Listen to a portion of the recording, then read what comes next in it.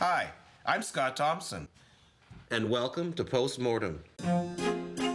I love being on Hannibal, but let's face it, my character Jimmy Price is not exactly the most important guy in the show. But I found a way to remedy that. I've hijacked Hannibal's office to give myself more screen time. Oh, and of course to talk about the show, because apparently that's why we're all here. Today on Postmortem, we're talking to Dr. Alana Bloom, Caroline Dhaverness.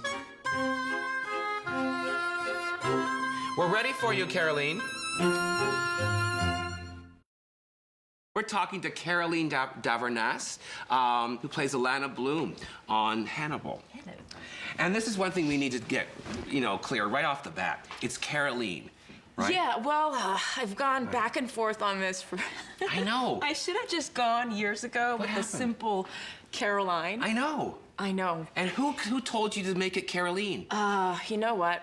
I went to New York about 13 years ago now. Right. And my agent said, so how do we pronounce your name? And she said, maybe we should say Caroline because it sounds more like the original pronunciation of Caroline. Right. And then I did this show for ABC in Hawaii, and all the actors were calling me Caroline. It was their way of saying Caroline. Okay. And I thought it was kind of cute, so I kept it. And also because it's important to me. It's who I am. I'm French-Canadian. Yes. And Caroline sounds like another girl.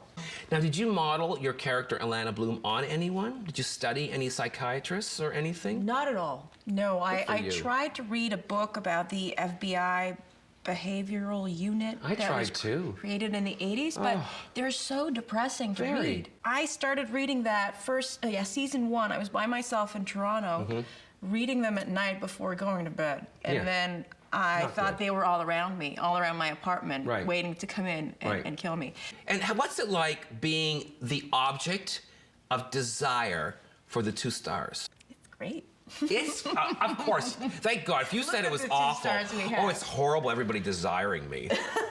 I'm so tired of that. I mean, I don't know how she can choose. I mean, look at that. I mean, you have Hugh on one side, Mass on the other. I mean, what would you choose? It's a good place to be. Like, what would Caroline choose? I can't pick. Come on, no one's listening. They're so wonderful, both of them. They so really are gorgeous wonderful in their very own ways. I mean, the first season, she falls in love with Will. Yeah, I think it's that she's drawn to him. It's like that dangerous train wreck of an attraction that you just can't escape. Yeah. But she's very brainy and she knows how to bring herself back, and she knows that because of what she does, she would try to fix him. Right. So I think that's why she doesn't let go to it. And also, he's going through so much. I mean, she's not going to go in and go, I love you, and I want and take that attention. What made her attracted to Hannibal? Because he's not a train wreck. I mean, surface, he actually seems like he's got it all together. I think he's the grown-up relationship she wants to have. And they share a lot. They know each other well from a long time. He was her mentor, and he's... Oh, that's right. I forgot about that. They have a lot to talk about. They understand each other. They're in the same field, even though they have completely different ways of working at times. So I think it's maybe not as passionate, but I think after everything that has happened with Will, it's almost... I was discussing this with Brian. It feels like... a funeral, when you go to a funeral and after that all you want to do is feel alive and have sex and be... Well, totally. When we were in the graveyard the other day, I said to Aaron as we were walking in, I went, I'm incredibly horny. Exactly. And he said, well, you're always horny. No, but graveyards and extra special. Funerals will... Yeah, absolutely. I'm right there with you. Yeah. Because after you bury someone, you just want to have sex. You want to feel alive. How about we watch a clip?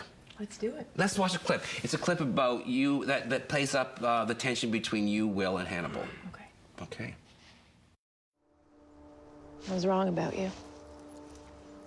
Because you didn't believe me? Or in me?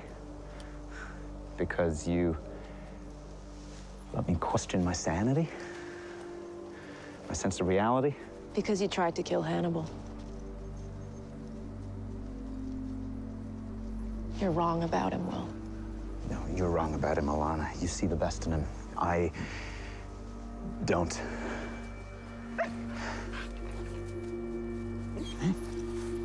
What was done to you doesn't excuse what you did. Are you going to try to hurt Hannibal again? Is he safe?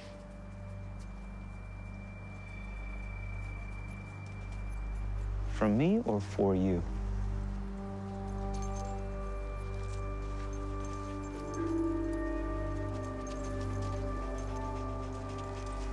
He's dangerous, Alana. I suggest you stay as far away from Hannibal Lecter as you can.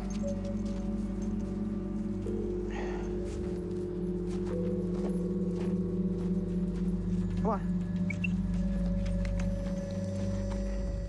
When Will comes out of prison, he's been vindicated. So he's free, and I'm waiting for him at home. I've been taking care of his dogs. And basically, I think what I want to know is, now that he's free, is he going to try to hurt Hannibal again? And I think I would have wanted to know that even before I was with Hannibal, but now it's become a question that's loaded with, I really want the answer. And he knows what's going on between Hannibal and I, and so it's all that tension of love, well, not lovers, because we never got there, but people who used to love each other, and now she has moved on. Do you think she's subconsciously using Hannibal to get Will? Over. She feels so sorry that he's in this position because of how people treated him. When she was the first to say, don't do it, he's not ready, he's not stable for that. So I don't think she would be vengeful in that way. Thanks very much, Caroline. You're welcome. This has been a lot of fun. Thank you very much. We'll see you, I love saying next week, on Postmortem. See you next time.